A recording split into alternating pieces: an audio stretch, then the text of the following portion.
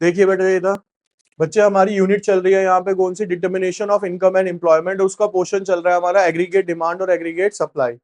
अभी तक आपने जो कंप्लीट इसमें स्टडी करी है वो करी है कि एग्रीगेट डिमांड किसे कहा जाता है, उसके बाद हमने पढ़ा था कि एग्रीगेट सप्लाई किसे कहते हैं, फिर हमने इसमें पढ़ा बेटा लास्ट क्लास में कंजप्शन फंक्शन।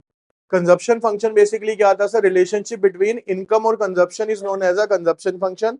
इनकम और कंजप्शन के बीच में कौन सा लिंक होता है सर, हमारा पॉजिटिव लिंक होता है। इनकम बढ़ेगी तो कंजप्शन बढ़ेगा, इनकम कम होगी तो कंजप्शन कम होगा।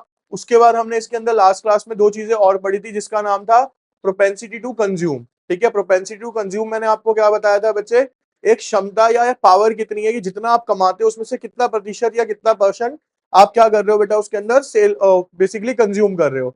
आज का जो टॉपिक है बेटा, आप अलग अलग types of propensity to consume पढ़ेंगे हम। जैसे कि लास्ट क्लास में भी हमने एपीसी पढ़ा था, एमपीसी पढ़ा था, ठीक है, उसको अब डिटेल में हम समझेंगे क्या होता है। तो आज की क्लास में बेटा सबसे पहले आता है आपका एवरेज प्रोपेंसिटी टू कंज्यूम। देखो बेसिकली जब भी किसी चीज की एवरेज निकालनी है तो the ratio of aggregate consumption expenditure to aggregate income is known as a average propensity to consume. It indicates the percentage और ratio of income which is being spent on a consumption. अगर आपसे कोई normal शब्दों में पूछे APC क्या होता है तो आपका आंसर क्या होगा सर, इनकम का वो पोर्शन जो कि कंज्यूमर क्या करता है, कंज्यूम करता है, वो क्या कहलाता है, उसकी एवरेज प्रोपेंसिटी टू कंज्यूम कहलाता है। फॉर्मूला क्या होता है सर उसका, सी अपॉन में वाई। अब बच्चे यहाँ पे आपको एक टेबल दिया हुआ है, ये आपके पास क्या गिवन है यहाँ पे, इनकम। ठीक है,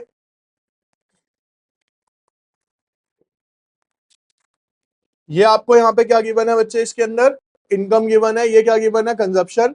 और यहाँ पे आपने फॉर्मूला लगाया बेटा किस चीज का, कंजप्शन, एपीसी का। तो एपीसी का जब आप फॉर्मूला लगाते हैं बेटा तो यहाँ पे क्या आ रहा है, देखो पहला क्या होगा, सी अपॉन वाई, 80 अपॉन में 0, तो कितना आ गया बेटा, डैश। फिर आपने यहाँ पे क्या करा, 160 अपॉन में 100, कितना हो गया बेटा, 1 उसी तरीके से आप क्या करते चले जाएंगे बेटा, यहाँ पे सारी वैल्यूज क्या करते जाओ, पुट करते चले जाओ।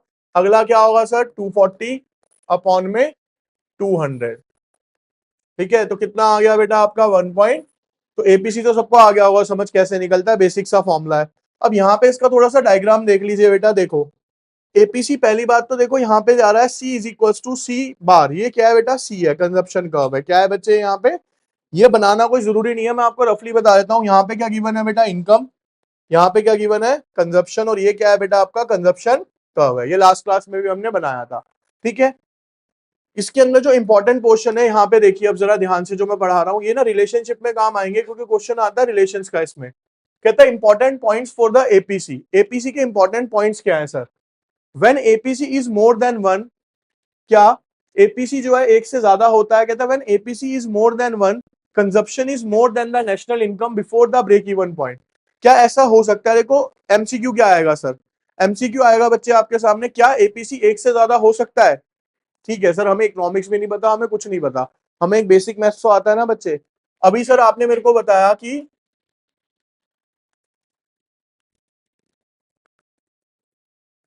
एपीसी का जो फॉर्मूला होता है सर, अभी आपने बताया वो क्या होता है, सी अपॉन में। ठीक है, अब क्वेश्चन क्या है बेटा, प्रैक्टिकली ना नॉलेज के हिसाब से करा करो क्वेश्चंस को। क्वेश्चन क्या है, क्या सर ये एक से ज्यादा हो सकता है, तो पहले मेरे को दिमाग लगा के ये सोचना है कि सर ऐसी मैथमेटिकल इक्वेशन कौन सी होती है जिसमें एक से ज्यादा है। सिंपल ही है सर, जब हमारा कंजप्शन मान लो यहाँ पे क्या है बेटा, 5, कंजप्शन कितना है 5 और ये कितना है 10, तो आंसर कितना आएगा सर, 0 पॉइंट। अब यहाँ पे क्या कंडीशन है sir, consumption is less than income, consumption क्या है मेरा, इनकम से कम है। दूसरी कंडीशन क्या हो सकती है सर, नीचे 10 हो और ऊपर भी 10 हो, तब भी कितना आएगा सर, ये कौन सी सिचुएशन हो गई sir, when income is equal to, लेकिन क्वेश्चन तो ये नहीं है ना तो एक से कम है ना एक है, क्या है, एक से ज्यादा कब होगा सर, एक से ज्यादा तभी हो सकता है, एक ही कंडीशन है, क्या, कि अगर कंजप्शन जो हो मेरा वो 10 हो और नीचे इनकम क्या हो मेरी 5 हो, यानी कि सर अगर इनकम जो होगी वो greater than, sorry less than क्या होगी हमारे, कंजप्शन होगी। तो अब इसका आंसर क्या आएगा सर, यहाँ पे 2 आएगा। समझ आ गया मैथमेटिकली क्या है, तो एक ही कंडीशन में एपीसी एक से ज्यादा होगा, कब सर, जब हमारी इनकम क्या होगी, कंजप्शन से ज्यादा होगी, यानी हम कमाएंगे ज्यादा खर्चे के कम, तो हमारा एवरेज प्रोपेंसिटी क्या हो जाएगी, एक से ज्यादा हो जाएगी यहाँ पे। ठीक है, 1 मार्क्स में पूछे जाएंगे क्वेश्चन।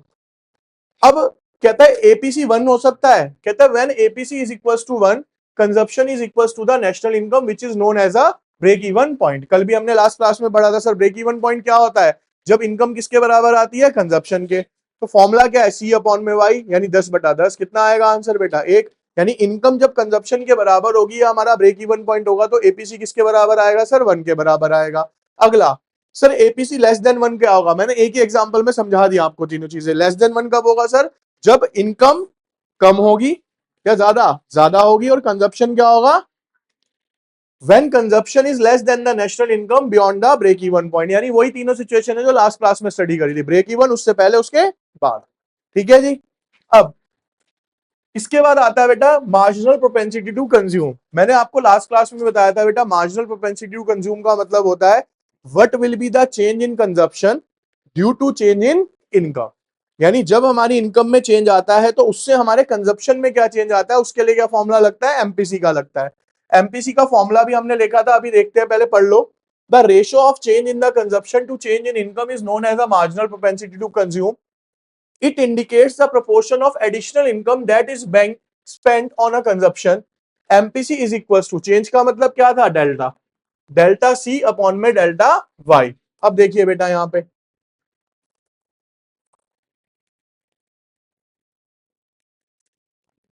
यहां पे देखो बच्चे, ये क्या दिया हुआ है बच्चे, वाई, ये क्या दिया हुआ है आपको यहाँ पे, सी।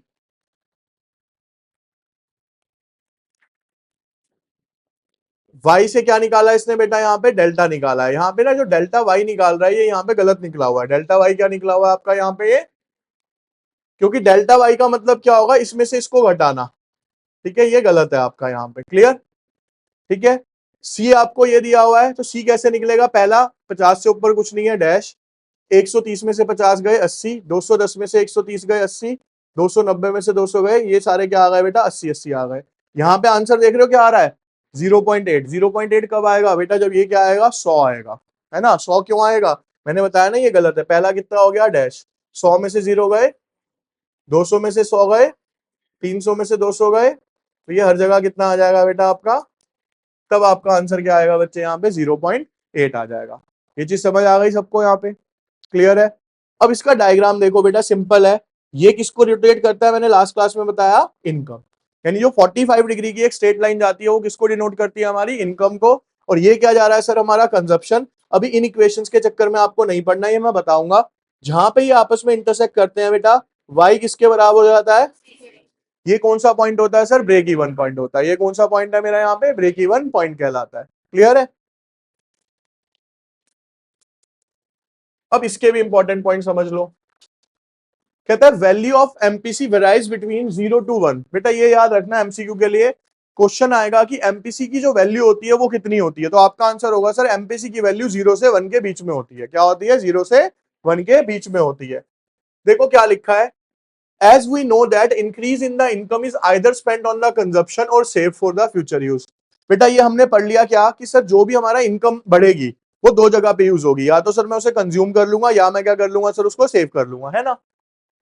MPC falls with the successive increase in the income. जैसे जैसे एमपीसी इनकम बढ़ेगी, एमपीसी क्या होता चला जाएगा सर, कम होता चला जाएगा।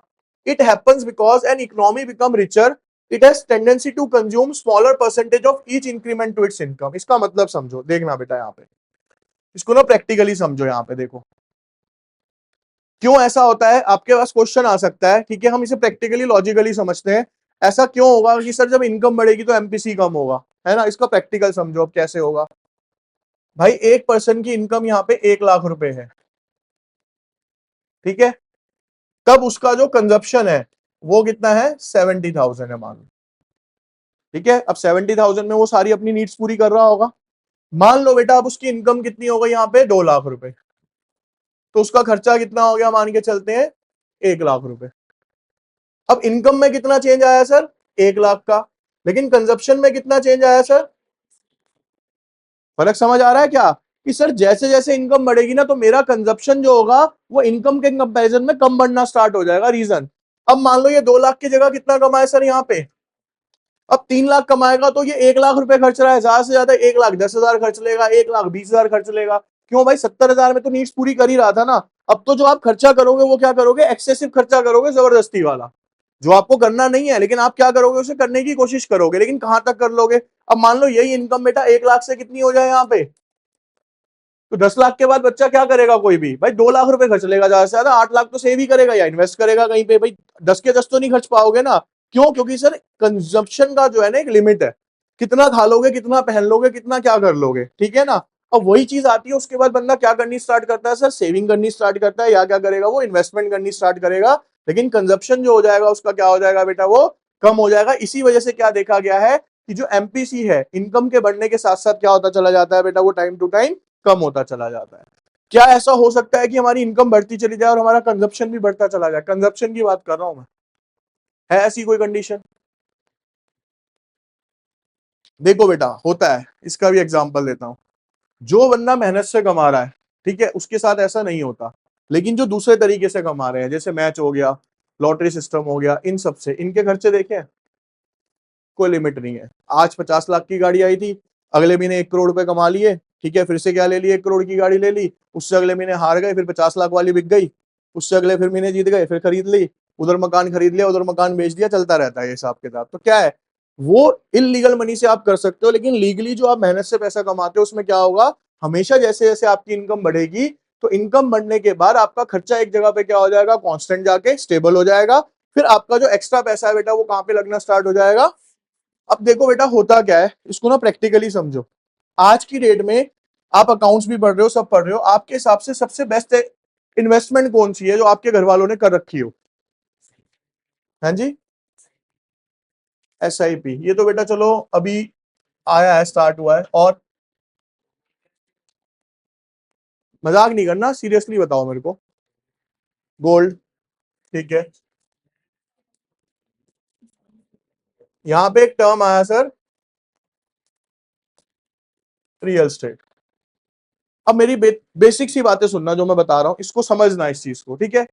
क्या हुआ बेटा कि जिनके जो पूर्वज से कह लो कि जिन्होंने प्रॉपर्टी की उस टाइम क्या कर लिया, होल्ड कर लिया, या जिसने प्रॉपर्टी की उस टाइम वैल्यू समझ ली, आज की डेट में उनकी जनरेशन कोई काम कर रही है, उन्हें सर काम करने की रिक्वायरमेंट ही नहीं पड़ रही है। रीजन बताता हूँ। अब देखो बहुत सारे लोग हैं, अगर आप इधर की तरफ ही जाते हो, जैसे हर्ष विहार वगैरह हमारा एक है, उन्होंने काटा था, चौधरी जी हैं, ठीक है, उनकी रेंटल इनकम 65-70 लाख रुपए महीना है। अब जिसकी 65-70 लाख रुपए अपना चौपर है, सब कुछ है उनके पास, ठीक है ना। अब जो 60-70 लाख रुपए महीना कमा रहा है, बच्चे एक एग्जाम्पल के तौर पर समझो, मैं 70 लाख रुपए महीना कमा रहा हूँ, ठीक है। ये सारी कौन सी इनकम है सर, मेरी एक रेंटल इनकम है। भाई 70 में से हम बहुत अच्छी लाइफ जीना चाहते हैं, बहुत ही प्रीमियम वाली, तो बेटा 5 लाख रुपए निकाल दो या 6 लाख रुपए निकाल दो। 6 लाख रुपए का मतलब पता है क्या होता है, 20,000 रुपए रोज के खर्चोगे आप। सोचो खर्चोगे कहाँ, आप सोचो बैठ के, क्या खाओगे, क्या पहनोगे, क्या करोगे यार उस 20,000 रुपए का, सोचने वाली बात है। कम नहीं होता 20,000 रुपए, 20,000 रुपए खर्च रहे हो ना, ऐप नहीं है तो, ऐप के बाद तो फिर लिमिट ही नहीं है, जितना मर्जी उड़ा लो, लेकिन ऐप नहीं है तो क्या है, 20,000 रुपए एक नॉर्मल पर्सन के लिए खर्चने बहुत ज्यादा सोचना पड़ेगा उसे, सर कहाँ खर्चूं। अब इनके साथ हो क्या रहा होगा, आप इमेजिन करके देखो।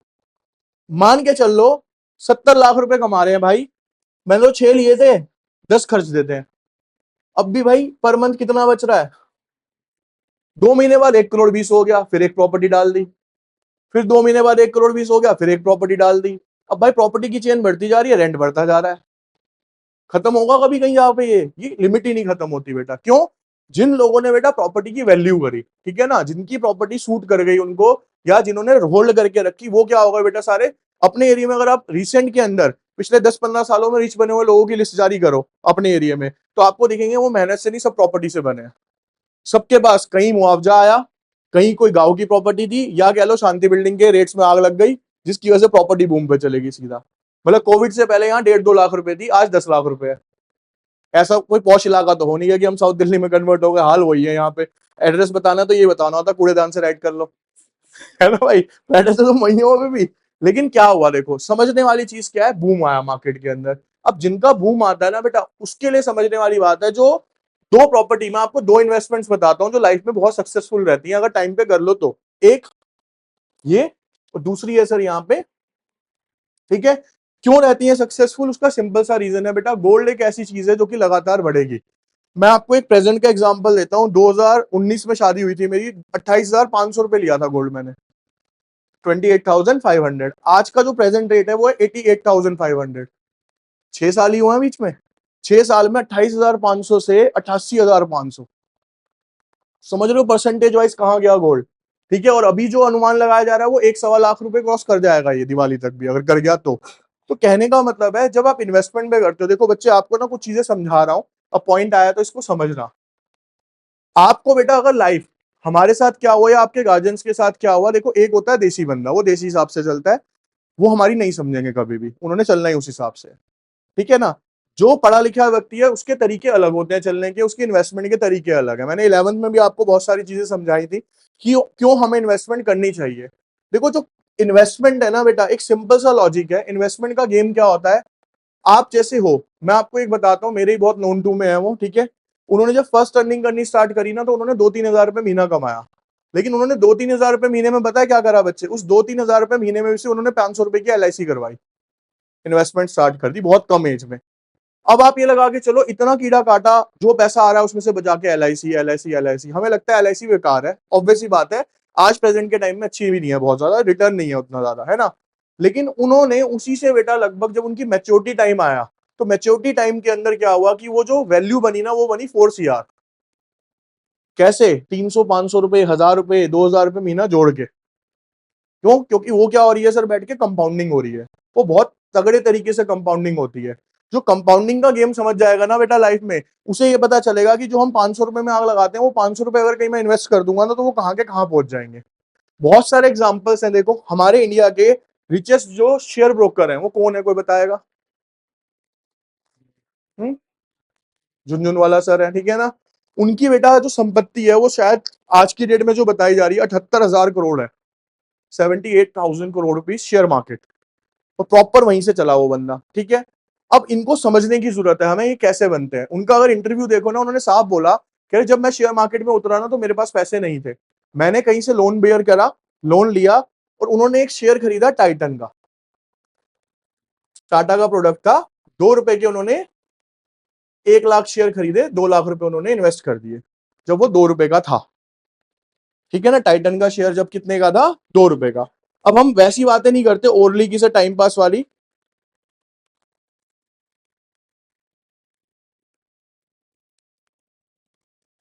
आज टाइटन का शेयर है बेटा 3628 रुपए। अब लगाओ। और वो बताते हैं कि जब मैंने शेयर बेचा था ना, वो ये मैंने 2 रुपए का खरीदा था 2 लाख रुपए के हिसाब से, और जब मैंने ये बेचा था, ये मैंने बेचा था 1000 रुपए पे। 1000 इंटू 1 लाख शेयर,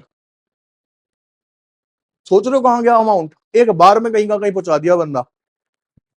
समझते हो क्या कहते हैं, इसे बोलते हैं कंपाउंडिंग वेटेज, सब कुछ बोला जाता है भाई इसको। इसको समझना क्यों जरूरी है भाई, आप अकाउंट्स की फील्ड से बंदे हो। देखो जो ये कहता है कि शेयर मार्केट इज अ जुआ एंड सट्टा, ये नहीं है भाई। ठीक है, ये पढ़े लिखों का गेम होता है, जो पढ़ लिख के इसमें जा रहा है। वो मैं बार बार आपसे क्यों कहता हूँ भाई, फ्यूचर है। यूएस के अंदर मोर देन सारे जॉब वर्किंग्स है, ठीक है। इंडिया एक अलग इकोनॉमी है, स्पेशली दिल्ली। दिल्ली क्या है बेटा, बिजनेस हब है, यहाँ पे ना हर कोई बिजनेस करना चाहता है, यहाँ जॉब कोई नहीं करना चाहता। यूएस के अंदर जॉब पर्सन ज्यादा है, बिजनेसमैन कम है, लेकिन वहां पे बेटा 75% से ज्यादा लोग इन्वेस्टर हैं, यानी सारे के सारे किसमें लगते हैं, मार्केट में लगाते हैं। इंडिया के अंदर आज जाके वो रेशो पता कितनी हुई है, 7%। सिर्फ 7% लोग हैं जो यहाँ पे रिस्क लेते हैं मार्केट के अंदर पैसा लगाने का। लेकिन जिन्होंने भी रिस्क लिए हैं, उनके रिस्क का अमाउंट समझ रहे हो कहां पे जा रहा है। अब मैं आपको एक सिंपल सा एग्जांपल जो समझा रहा हूं, 2000 मेरे ख्याल से 14 या 13 के आसपास की बात है, मेरे पास एक कॉल आता है फ्रेंड का, ठीक है। कह रहा भाई बिटकॉइन मिल रहा है, बिटकॉइन ले लेते हैं हम दोनों मिलके। मैं भी रिस्क नहीं लेना चाहता था, फैक्ट बताऊं, ये रिस्क नहीं होता, ये किस्मत होती है हमारी। मैंने कहा भाई नहीं लेना मेरे को, ठीक है। मिल कितने का रहा था, 35,000 रुपए में। उसने कहा 35,000 रुपए का एक काम कर, रिस्क पूरा मतलब आधा आधा ले लेते हैं, आधे तू डाल ले भाई, 17.5 17.5 में डाल के एक कॉइन खरीद लेते हैं। मैं कहा मुझे खरीदना नहीं, तू खरीद ले। अब उसी में ना मेरे एक नोन टू में था भाई, वो क्या था, ब्रोकर था किसका, बिटकॉइन का। बिटकॉइन का ब्रोकरेज करता था वो। ब्रोकरेज मतलब आप जब कोई चीज सेल आउट कराते हो या कुछ कराते हो, आपको उसमें कुछ कमीशन मिल रही है। उसने कमीशन की जगह सबको क्या कह दिया कि जितने की भी मेरी कमीशन है ना, उतने अमाउंट का बिटकॉइन दे दिया करो आप मेरे को। ठीक है, उसने ये काम बताया कितने साल करा बेटा, 10 साल। 10 साल में उसके पास बिटकॉइन बता कितने इकट्ठे हुए, 7। कमीशन कमीशन के, कुछ इन्वेस्टमेंट नहीं करी, कमीशन से 7 बिटकॉइन आ गए। बिटकॉइन जो गया, कहां गया था, 75 लाख रुपए तक गया है बिटकॉइन। 75 लाख रुपए का एक बिटकॉइन। उसने सिर्फ इसमें से अभी भी 4 बिटकॉइन बेचे हैं। 75 का मतलब हो गया 3 करोड़ पे आ गए उसके पास। अब जब हम 2-3 करोड़ की बात करते हैं ना भाई, 2-3 करोड़ पे कमाना और जोड़ना, ठीक है, 300 लाख रुपए होते हैं। जब बोलने में पता चलता है 3 करोड़ बोलने में इजी लगता है, 300 लाख बोलने में ज्यादा लगता है। तो 300 लाख रुपया जोड़ना 1-1 लाख रुपए करके, जिंदगी बीत जाती है लोगों की। 300 लाख रुपए नहीं आएंगे। मैं असेट्स की बात नहीं कर रहा, कैश इन हैंड की बात कर रहा हूँ। 300 लाख रुपए, तो ये जो चीजें होती है ना बेटा, जब आप मार्केट में उतरते हो तो ये हमें सारी चीजें समझनी है, क्योंकि आने वाला जो समय है, जिस मार्केट में आप बैठे हो, आप फ्यूचर के अंदर ग्रोथ ऐसी देखोगे भाई। समझना इसलिए जरूरी है, अब आपकी ना एज है, इन्वेस्टमेंट्स करो। कब? जब आप 12th क्रॉस कर जाओ, जब आपकी फर्स्ट अर्निंग आए, तो 5,000 कमाओ, 10,000 कमाओ, उसका एक सेपरेट पोर्शन क्या करो, आप निकालो और उसको कहीं ना कहीं इन्वेस्ट करना स्टार्ट करो। तो आपको दिखेगा कि 10 साल बाद ऐसे ऐसे बच्चे हैं बेटा। मेरी एज 35 है, मेरे साथ के ही हैं, सारे जेनपैक के अंदर वर्किंग है, पता नहीं कहां कहां पे वर्किंग है। उनका पोर्टफोलियो 70-80 लाख रुपए का है। पोर्टफोलियो समझते हो? शेयर मार्केट के अंदर जो शेयर इन्वेस्टमेंट करी हुई है। अब वो उनका क्या कहना है, सर भैया 45 साल की एज में रिटायर होना है, और हो जाएंगे वो। क्यों हो जाएंगे सर? प्लानिंग चल रही है। हमारी प्लानिंग क्या चल रही है? देखो, मैं कल 12th के अंदर एक जिक्र कर रहा था, मेरे पास 5-7 बच्चे आए। देखो, एक सिंपल सी बात है, अगर समझना चाहोगे तो, अब अगर टॉपिक चल रहा है तो, भाई हम कहते हैं, मैंने आपको एक एग्जांपल दिया था बच्चे जब पढ़ा रहा था, कि भाई आज आपके पास अगले 5 साल हैं, जिसमें आप क्या कर लो, थोड़ी सी मेहनत और थोड़ा सा इंजॉय। तो आपके आने वाले 37 साल क्या हो जाएंगे बेटा? थोड़े से लाइट हो जाएंगे, आराम से जिंदगी जी लोगे। वरना क्या है सर, इन 5 सालों के अंदर आप अभी इंजॉय कर लो, ठीक है, सिर्फ इंजॉय कर लो। अगले 37 साल क्या हो जाएंगे आपके? लटक जाएंगे सारे के सारे। अब क्वेश्चन बताया क्या आता है, मैंने उन बच्चों से ये कहा, गवर्नमेंट स्कूल के थे मोस्टली सारे। मैंने कहा बेटा, तुम इंजॉयमेंट के नाम पे क्या कर रहे हो? तुम कहते हो सर हम ना 12वीं तक एंजॉय करेंगे, हम कॉलेज में एंजॉय करेंगे। आप लोग बच्चे एंजॉय कर क्या रहे हो बताओ? बालाजी का बर्गर खाना एंजॉयमेंट है? स्कूटी पे इधर से उधर गली में घूमना एंजॉयमेंट है? किसी को कमेंट कर दिया, किसी को गाली दे दी, ठीक है, कहीं लड़ाई हो गई तो अपनी बैग बुला ली, लड़के बुला लिए, ये एंजॉयमेंट है? क्या एंजॉयमेंट है इसमें? एंजॉयमेंट समझो पहले, हमें ये समझना है सर ये एंजॉयमेंट है किस चीज का। कहीं पे भी इंजॉयमेंट है, अगर देसी लैंग्वेज में बोलोगे छिचोरा बनती है सारी, उसे तुम इंजॉयमेंट के नाम से जानते हो। समझ रहे हो इंजॉयमेंट क्या है? देखो, आपकी एज ऐसी है, ठीक है भैया, सबकी लाइफ में कोई ना कोई आने वाला है, आएगा, सब कुछ होगा लाइफ में, है ना। लेकिन भाई एक स्टेटस मेंटेन करो, सामने वाला जो है उसका भी एक स्टेटस हो, ठीक है। 5 स्टार में बैठ के कॉफी पी रहे हो, स्टारबक्स में बैठ के पी रहे हो, उसे कहते हैं एंजॉय करना एक स्टैंडर्ड के साथ। वो हम सोचते ही नहीं सर। हमें तो ये पता नहीं क्या, मेरे को आज तक ये नहीं समझ आया, 2-2 घंटे फोन पे बात करके, 8-8 GB 10-10 GB खत्म करके, चैट्स करके, क्या इंजॉयमेंट समझाओ? मतलब अगर बच्चे से मैं शांति से बैठ के पूछूं ना, आप में से अगर किसी को पर्सनली बिठा लूं, ठीक है बेटा आपका बाबू सोना ठीक है, क्या चल रहा है उसका, तो तुम मेरे को रिप्लाई नहीं कर पाओगे सर ये क्या इंजॉय कर रहे हैं हम, क्योंकि एक्चुअल में तुमसे कोई पूछ नहीं रहा और तुम्हें भी नहीं पता। तो बेटा ये जो लाइफ मिली हुई है ना, अभी आपके जो 5-7 साल है, मैं आपको लिटरली बता रहा हूँ, जिन जिन बच्चों ने बेटा यहाँ पे मेहनत करी है 4-5 साल, और मेहनत का मतलब ये नहीं है कि आज इंजॉयमेंट बंद कर दो, ठीक है, आप घूमना बंद कर दो, पार्टीज बंद कर दो, ऐसा कुछ नहीं होता। सारी चीजें करो, लेकिन सारे के साथ साथ जो मेन प्रायोरिटी है किसके ऊपर लेके आओ? अपनी पढ़ाई पे लेके आओ। और मैं आपको बताता हूँ बेटा, जो हमारा आज की डेट में प्रेजेंट गवर्नमेंट चल रही है और अभी चलेगी ये 5 साल, आपकी एज एरिया तक जब तक आप सरवाइव करोगे मार्केट में आके, आपके आने तक सिर्फ एक ही चीज आपको बचा के रखेगी, वो क्या है बेटा? आपकी नॉलेज, ठीक है। मैंने आपको वो एग्जाम्पल नहीं दिया था, अब आपको एक एग्जाम्पल दे रहा हूं, बहुत ध्यान से सुनना। अगर आपके समझ आ जाए तो बहुत अच्छी बात है, नहीं आए तो भाई कोई बात नहीं। मेरे को एक सीधा सा एग्जाम्पल देना। मैंने आपसे पहली क्लास में सबसे पूछा था बेटा कि आप लिटरेट हो या नॉलेज एजुकेटेड हो, तो आपका था सर लिटरेट है। अब आप किसके लिए पढ़ाई कर रहे हो? एजुकेटेड होने के लिए। मैंने फिर आपको नॉलेज के बारे में भी पूछा था। मैं ना आपको नॉलेज की इंपॉर्टेंस समझाता हूँ एक लाइन के अंदर, एक एग्जाम्पल से। भाई धीरू भाई अंबानी को कौन जानता है? अभी आप जानते हो, है ना। आज प्रेजेंट में धीरू भाई अंबानी से ज्यादा नाम किसका लिया जा रहा है? आने वाले टाइम में किसका लिया जाएगा?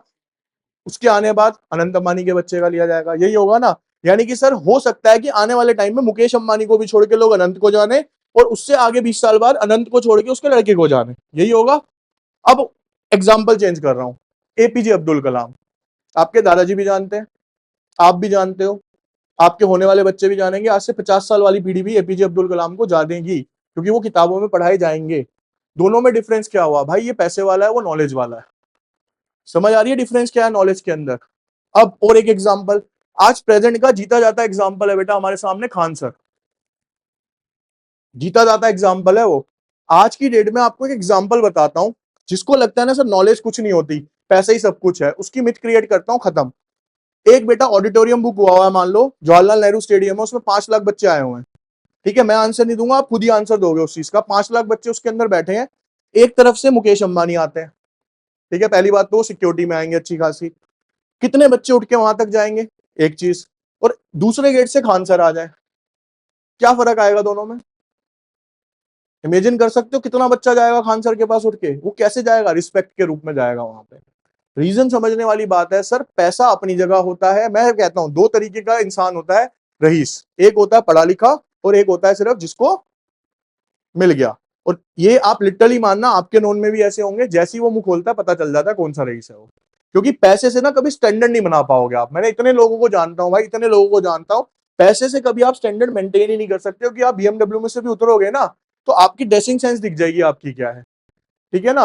तो बेसिकली बच्चे मैं आपको जो समझाना चाह रहा हूं, अब जैसे आप 12th कर रहे हो, एक अपने ना टारगेट, अब ये टाइम आ चुका है, मैं आपको बताऊं, मई जून में आप आ गए हो, लिटरली मानना, जो मैं आज आपको लेक्चर दे रहा हूं हो सकता है 4-5 महीने बाद दूंगा, लेकिन ये 4-5 महीने बहुत जल्दी आ जाएंगे, आपको पता भी नहीं चलेगा। आपको लगेगा सर अभी परसों ही तो दे रहे थे ये वाला लेक्चर, आप फिर दोबारा दे रहे हो ये वाला, क्योंकि टाइम भाई बहुत तेजी से भागता है, समझ रहे हो। तो अब आपका टाइम क्या है, जो आप बैठ के रिलैक्स कर रहे हो ना, अब आपको इसके ऊपर एनालाइज करना स्टार्ट करना चाहिए कि मेरे को आफ्टर 12th क्या करना है सर, मेरा इंटरेस्ट कहाँ पे है, मुझे कहाँ पे चीजें करनी है। अगर अभी डिसाइड नहीं करोगे भाई, फिर कभी भी डिसाइड नहीं कर पाओगे। मैं कह रहा हूँ बहुत अच्छी बात है, आपके मदर फादर का बिजनेस बहुत टॉप पे है, सब कुछ बहुत अच्छा है, लेकिन भैया बिजनेस को चलाने के लिए अगर आप पढ़ लिख जाओगे ना, तो उस बिजनेस को आप कई गुना लेके जा सकते हो, ठीक है। इसका एक और एग्जाम्पल है अमन मनसर, किसका मालिक है, बोर्ड का।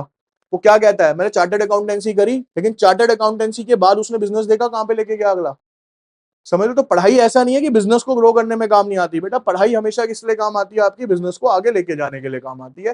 थोड़ा सा सोचो, क्योंकि आधे 50% बच्चे तो नहीं सोचते इस बैच में, वो हर साल का ही है, ठीक है। आप जाओगे रिलैक्स करोगे बच्चे, थोड़ा सा पढ़ना स्टार्ट करो और अपने लिए कर लो। 11th में भी बहुत समझाया था, अब आ गया तो बहुत अच्छी बात है, ठीक है। अब प्रैक्टिस शीट पे आओ बेटा।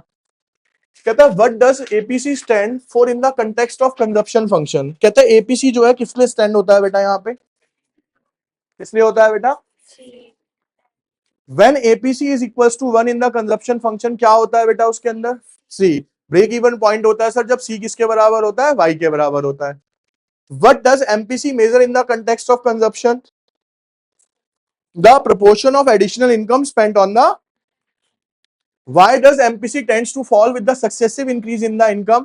कह रहा है ऐसा क्यों होता है, जैसे जैसे इनकम बढ़ती है एमपीसी कम होता है, because people tend to save more as they become richer. अब वो रईस हो जाते हैं तो कंजप्शन की लिमिट पूरी हो जाती है, अब पैसे को क्या करते हैं सर, वो सेविंग्स में लगाते हैं, ठीक है। क्लियर हो गया बेटा यहाँ पे, चलिए देखो बेटा, अब यहाँ पे अभी आगे पढ़ेंगे। अब थोड़ी सी ना जब डिस्कस चल रही है उसको 2 मिनट और सुनो। आपको ना 11th में भी मैंने ये चीज गाइड भी करी थी, अब दोबारा कर रहा हूँ। मैं आपको ना 2-3 चीजें समझा रहा हूँ। अभी भी लास्ट ईयर का एक स्टूडेंट आया मिलने, ठीक है, अभी आया था 3-4 दिन पहले।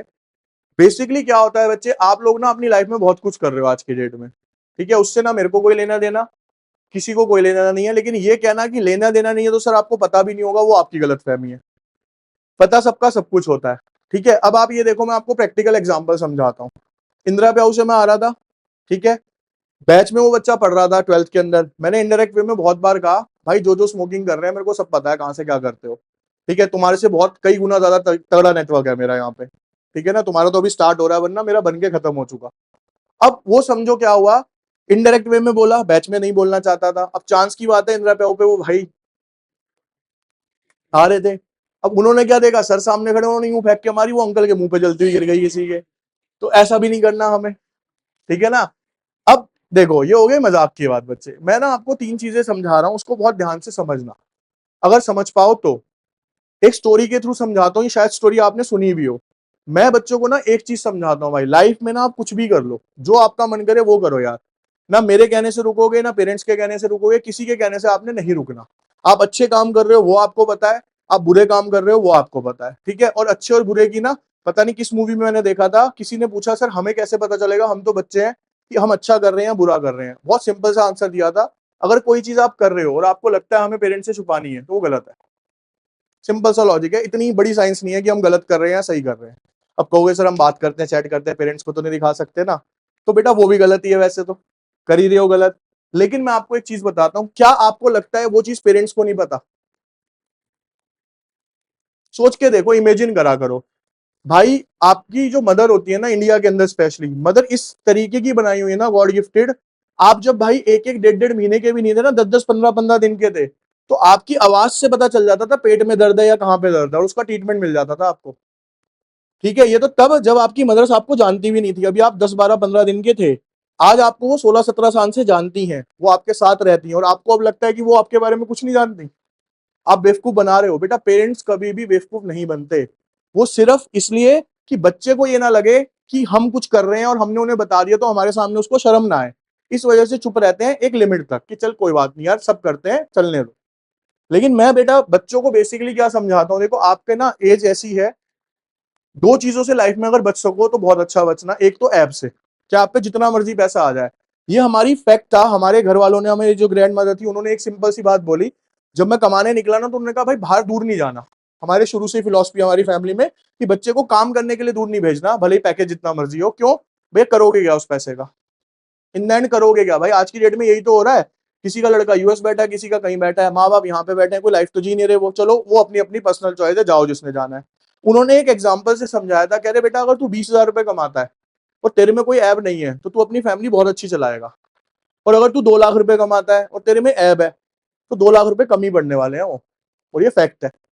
तो यहां से आपको क्या समझ आता है भाई, लाइफ में जो मर्जी कर लेना, मेरी तरफ से जैसा मर्जी कर लो। और मैं आपको बताऊं, ये जो आप स्टेटस सिंबल की बातें करते हो ना बेटा, अभी मैं अभी एक पार्टी में गया था रिसेंट, मतलब ये लगा लो अलग ही लेवल की पार्टी थी वो।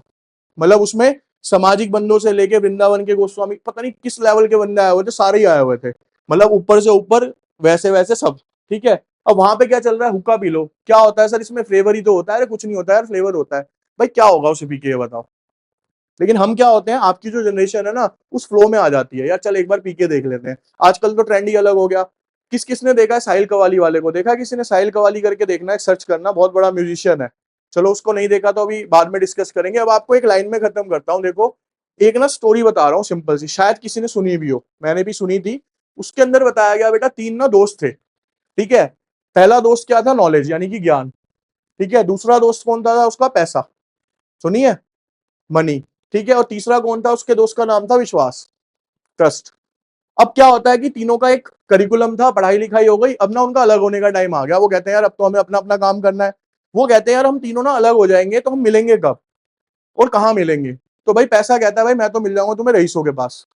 ठीक है। अब नॉलेज से पूछते हैं भाई तू कहाँ मिलेगा? कह रहा भाई मैं मिलूंगा किताबों में, यूनिवर्सिटीज में, स्कूल्स के अंदर। अब विश्वास से पूछते हैं भाई तू कब मिलेगा, कहाँ मिलेगा? वो शांत रहता है। तो उससे बार बार पूछते हैं भाई तू आंसर क्यों नहीं दे रहा? वो कहता है भाई मैं जब एक बार चला जाता हूँ ना, सेम आपकी लाइफ में, पेरेंट्स का ट्रस्ट मत तोड़ना कभी भी लाइफ में, तो आप हमेशा सक्सेसफुल रहोगे। ठीक है। मेरा बेटा आपका जो चाइल्डहुड था ना, जैसे आप सब वो ये है, मेरे दोस्त मेरे को मजाक में कहते थे। एक बार मैं अभी, मेरे एक दोस्त के पास फोटो भी है, मेरा ऑपरेशन हुआ नी का। ठीक है। मैं हॉस्पिटल में लेटा हुआ, मेरी आंखें बंद थी, सो रहा था, उसने आगे सिगरेट लगा के फोटो खींच ली। अब कह रहा मैं घर पे दिखाऊंगा। मैं दिखा दे। हम इतने श्योर थे भाई अपनी फैमिली को लेके कि अगर गली से लड़का आके, पूरे मोहल्ले में से आके ये कह दे ना अंकित सिगरेट पी रहा था, तो उसके मुंह पे थप्पड़ पड़ना है। क्योंकि घर वालों ने मानना ही नहीं। क्यों? उन्हें पता था जिस दिन ये पिएगा ना, वो घर पे आके खुद बता देगा। मेरा रूल शुरू से क्या रहा था, अगर मैं कभी लाइफ में कुछ गलत करूंगा, अगर हो गया, तो भाई पेरेंट्स से अच्छा दोस्त कोई नहीं है। और आप सोचो पेरेंट्स तक बात नहीं पहुंचेगी, भाई ऐसा नहीं होता। पेरेंट्स को मैं फिर कह रहा हूं, आपके हर पेरेंट्स को हर चीज पता है। बस आपको लग रहा है आप उनसे छुपा रहे हो। ठीक है। उनको लग रहा है वो आपसे छुपा रहे हैं। वो जब तक छुपी हुई है, जब तक आमने सामने नहीं आती। जिस दिन आमने सामने आएगी, तो समझ आ रही है क्या है बेटा? लाइफ के अंदर कभी भी जो मर्जी करना, दो चीजों से बचना। ये एक्सपीरियंस बता रहा हूं। एक है ऐप, ठीक है, और दूसरा क्या है सर? अपना ट्रस्ट मत तोड़ना, स्पेशली पेरेंट्स से। बाकी ये जो दोस्त यार ये सब देख रहे हो, ठीक है, अब देखो दोस्त यार